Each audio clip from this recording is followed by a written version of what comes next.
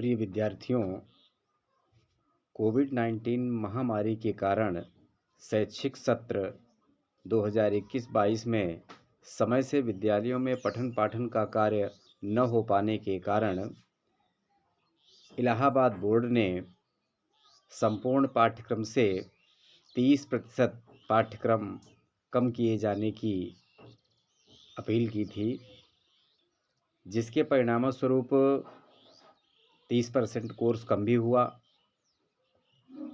अब व्यवस्था तो गड़बड़ हुई ही है, ऐसे में पढ़ाई भी नहीं हो पाई। हर परीक्षार्थी के सामने एक ये समस्या बनी हुई है कि कितना पढ़ा जाए, क्या आएगा, किस तरीके से पेपर होगा। तो इन सभी बातों पर आज हम विस्तृत रूप से चर्चा करेंगे और ये बताएंगे कि बोर्ड परीक्षा में हिंदी विषय के अंतर्गत किन किन पाठों को रखा गया है और उन पाठों में कितने प्रश्न आएंगे और वो कितने कितने नंबर के होंगे। तो इसी के चलते हुए सबसे पहले प्रश्न जो है एक आता है हिंदी गद्य साहित्य का इतिहास, जिसके अंतर्गत गद्य की पाठ्य पुस्तक में दिए गए पाठों पर आधारित विभिन्न कालों के युग प्रवर्तक, लेखक एवं उनकी रचनाएं आती हैं। ये वस्तुनिष्ठ प्रश्न होते हैं। ये 5 प्रश्न होते हैं एक एक नंबर के। और इसके बाद जो है प्रश्न नंबर दूसरा आता है हिंदी काव्य साहित्य का विकास। इसमें भी विभिन्न कालों के प्रमुख कवि और उनकी कृतियों पर आधारित वस्तुनिष्ठ प्रश्न आते हैं। ये भी छोटे छोटे प्रश्न होते हैं जो एक एक नंबर के होते हैं। कुल मिला के 5 नंबर तक का जो है इसमें भी फंसता है। तो सभी बच्चे हिंदी गद्य और काव्य साहित्य के इतिहास में अति लघु उत्तरीय प्रश्नों का अवलोकन अधिक से अधिक करें और उनमें से 10 अंक के सवाल जो है तुमको फंस सकते हैं। इसके बाद आता है प्रश्न नंबर 3। इस प्रश्न नंबर 3 के अंतर्गत 4 पाठ दिए गए हैं जो 70% कोर्स के अंतर्गत आते हैं। पहला है राष्ट्र का स्वरूप वासुदेव शरण अग्रवाल का, दूसरा है अशोक के फूल हजारी प्रसाद द्विवेदी का, तीसरा है भाषा और आधुनिकता प्रोफेसर जी सुंदर रेड्डी का और चौथा है हम और हमारा आदर्श एपीजे अब्दुल कलाम का। इन चारों पाठों में से पैराग्राफ आएंगे और उन पैराग्राफों में 5 प्रश्न दिए जाएंगे जो 2-2 नंबर के होंगे। अर्थात कहने का मतलब ये है कि हिंदी गद्य का जो भाग आएगा व्याख्या करने के लिए अथवा 5 प्रश्नों के उत्तर लिखने के लिए, तो वो 10 नंबर का होगा। इसके बाद जो है प्रश्न नंबर 4 है पाठ्यक्रम में निर्धारित पद्यांश के ऊपर आधारित 5 प्रश्न आएंगे। 70% कोर्स के अंतर्गत हिंदी काव्य से भी कुछ पाठ निश्चित किए गए हैं, जिनमें पहला है पवन दूतिका हरिऔध जी की, दूसरा है कैकेयी अनुताप मैथिली शरण गुप्त का, और फिर है श्रद्धा मनु जयशंकर प्रसाद का नौका विहार, और दूसरी कविता है बापू के प्रति सुमित्रानंदन पंत की है। इसके बाद गीत महादेवी वर्मा का और अभिनव मनुष्य रामधारी सिंह दिनकर, और इसके बाद है मैंने आहुति बनकर देखा और हिरोशिमा, ये अज्ञे के द्वारा लिखी हुई कविताएं हैं। तो इन कविताओं से एक पैराग्राफ आएगा जिस पर 5 प्रश्न दिए होंगे। पहला प्रश्न तो यही होगा कि ये पद्य खंड कहाँ से लिया गया है, इसके रचयिता कौन है, इस तरीके से कुल मिला के 5 प्रश्न होंगे, वो भी 2-2 नंबर के ही होंगे। इसके बाद जो है प्रश्न नंबर 5 होगा लेखकों का साहित्यिक परिचय एवं कृतियाँ। इससे जुड़ा हुआ एक प्रश्न होगा। तो उसके लिए जो है अंक निर्धारित किए गए हैं 5, साहित्यिक परिचय और कृतियाँ। तो 3 नंबर का साहित्यिक परिचय है, 2 नंबर की कृतियाँ हैं, कुल मिलाकर ये भी 5 नंबर का है, जिसमें 4 लेखकों के नाम दिए गए हैं वासुदेव शरण अग्रवाल, महावीर प्रसाद द्विवेदी, प्रोफेसर जी सुंदर रेड्डी और अब्दुल कलाम। कहने का मतलब ये है कि इन 4 में से अगर कोई बच्चा जो है 2 तक याद कर लेता है तो उसका बोर्ड में काम चल जाएगा। इस तरीके से इन 4 में से कोई 2 याद किए जाएं। इसके आगे जो है इसी प्रश्न 5 का दूसरा खा खंड है जो कवियों से संबंधित है, जिसमें यदि परीक्षार्थी अयोध्या सिंह उपाध्याय हरिऔध, मैथिली शरण गुप्त और जयशंकर प्रसाद के साहित्यिक परिचय एवं रचनाओं को अगर याद कर लिया जाए तो उम्मीद तो यही है कि इन्हीं में से बोर्ड परीक्षाओं में फंस जाएगा। इसके बाद प्रश्न आता है नंबर 6। प्रश्न नंबर 6 है, पाठ्यक्रम में निर्धारित कहानियों का सारांश एवं उद्देश्य। तो इसके अंतर्गत जो है 3 कहानियां दी गई हैं, ध्रुव यात्रा, पंचलाइट और बहादुर। इन कहानियों को पढ़ लिया जाए, सारांश हल हो सकता है और उद्देश्य भी आ सकता है। इसी के साथ प्रश्न नंबर 7 जो है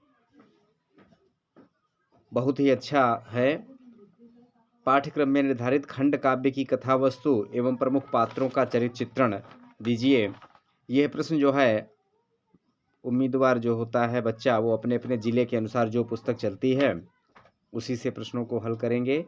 इसमें हरदोई ज़िले में तो श्रवण कुमार चल रहा है, शिव बालक शुक्ल द्वारा लिखा हुआ, और इसके 2 ही पात्र हैं, एक है श्रवण कुमार और दूसरे कुमार दशरथ।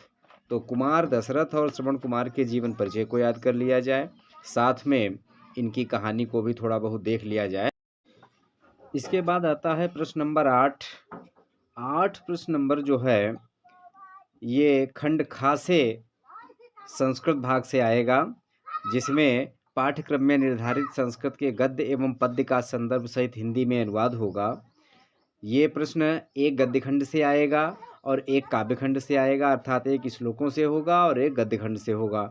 तो दोनों 7-7 अंक के होंगे, जिनमें जो है संदर्भ 2 नंबर का होगा और उनकी व्याख्या या अनुवाद जो है वो 5 नंबर का होगा। कुल मिलाकर के 7-7 नंबर के 2 प्रश्न इसमें से आएंगे, एक गद्य भाग से आएगा, दूसरा श्लोकों से आएगा।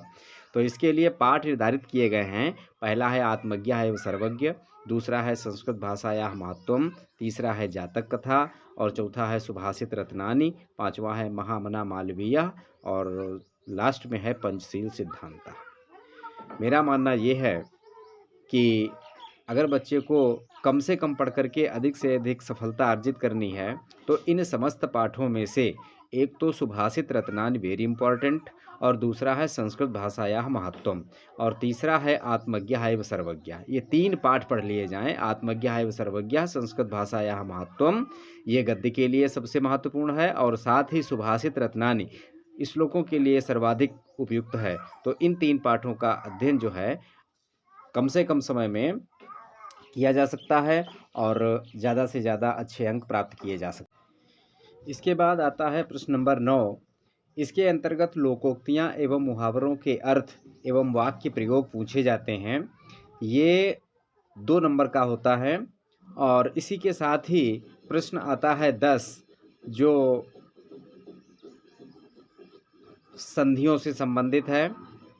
इंटर सामान्य हिंदी के अंतर्गत 4 संधियां दी गई हैं। एक है दीर्घ संधि, दूसरी है गुण संधि, तीसरी है यण संधि और चौथी है अयादि संधि। इन 4 संधियों को बड़ी आसानी से पढ़ा जा सकता है, कोई कठिन नहीं है, कम समय में इनको तैयार किया जा सकता है। शब्द दिए जाएंगे और इनके संधि विच्छेद पूछे जाएंगे। संधि का नाम नहीं है, ना ही इनके कोई सूत्र पूछे जाएंगे, केवल शब्दों के टुकड़े पूछे जाएंगे जो बड़ी आसानी से याद हो सकते हैं। सामान्य वर्ग के बच्चों के लिए बड़ी खास बात है ये, बल्कि साहित्य के लिए तो इसमें सूत्र भी पूछे जाएंगे, नाम भी पूछा जा सकता है। ये भी जो है 3 नंबर के हैं और इसी के साथ संस्कृत शब्दों में विभक्ति की पहचान पूछी जाएगी। जो तुम्हारे कोर्स में आत्मन और नामन केवल 2 ही शब्द दिए गए हैं, इनके शब्द दिए जाएंगे, विभक्ति और वचन पूछा जाएगा। ये भी जो है 2 नंबर का आता है। इसके बाद प्रश्न नंबर 11 है, 4 भागों में बटा हुआ है, का खा गा घा, और एक प्रत्येक भाग जो है 2 नंबर का होता है। इसमें का खंड में होगा शब्दों में सूक्ष्म अंतर। कुछ शब्द ऐसे दिए जाएंगे जो पढ़ने और सुनने में एक जैसे होंगे लेकिन उनमें अर्थ में अंतर होगा। दूसरा है अनेकार्थी शब्द, एक शब्द के कई अर्थ होंगे, ऐसा आएगा। तीसरा है वाक्यांश के लिए एक शब्द, कुछ वाक्यांश दिए होंगे जिनके लिए प्रयुक्त एक शब्द पूछा जाएगा, ये भी 2 नंबर का है। और चौथा विकल्प है वाक्यों में त्रुटि मार्जन, कुछ शब्द ऐसे कुछ वाक्य दिए होंगे और उन वाक्यों में कहीं न कहीं क्रियाकर्ता कर्म के अनुसार, लिंग के अनुसार कहीं न कहीं कोई गड़बड़ी होगी, उनको शुद्ध करके लिखना होगा। तो इस तरीके से ये 11वां प्रश्न जो है ये 8 नंबर का होता है। इसके बाद आता है प्रश्न नंबर 12। जो 3 भागों में है, का, खा और गा। तो इस तरीके से का 2 नंबर का है, खा 2 नंबर का है और गा 2 नंबर का है। तो इसके अंतर्गत का खंड में पूछा जाएगा रस से संबंधित प्रश्न, जैसे श्रृंगार है, करुण है, हास्य है, वीर है और शांत है। यानी सामान्य हिंदी के अंतर्गत 4 रस हैं, 5 श्रृंगार रस है, करुण रस है, हास्य है, वीर है और शांत है। इन पाँचों रसों की परिभाषा याद होनी चाहिए और कम से कम 2-2 उदाहरण अवश्य याद होने चाहिए। इसके बाद जो है खा खंड है अलंकारों से संबंधित, जिसमें शब्दालंकार के अंतर्गत 3 अलंकार दिए गए हैं, अनुप्रास, यमक और श्लेष। और दूसरा है उपमा, रूपक और उत्प्रेक्षा। इन अलंकारों से संबंधित परिभाषा भी पूछी जा सकती है, उदाहरण भी पूछा जा सकता है। कभी-कभी ऐसा होता है उदाहरण दे दिया जाता है और कहा जाता है कि पहचानो इनमें कौन-सा अलंकार है अथवा कौन-सा रस है। तो इस तरीके से दोनों तरीके से इनको पूछा जा सकता है। साथ ही तीसरा भाग इसमें है छंद से संबंधित, जो सामान्य हिंदी इंटर के अंतर्गत चौपाई, दोहा, सोरठा और कुंडलिया ये 4 ही लिए गए हैं। तो चौपाई, दोहा, सोरठा और कुंडलिया की परिभाषा याद होनी चाहिए। परिभाषा के साथ-साथ इनके 2-2 कम से कम उदाहरण याद होने चाहिए। इसी के साथ प्रश्न नंबर 13 ये अंतिम प्रश्न है, ये 6 नंबर का होता है और इन 6 नंबरों में पत्र लेखन आता है।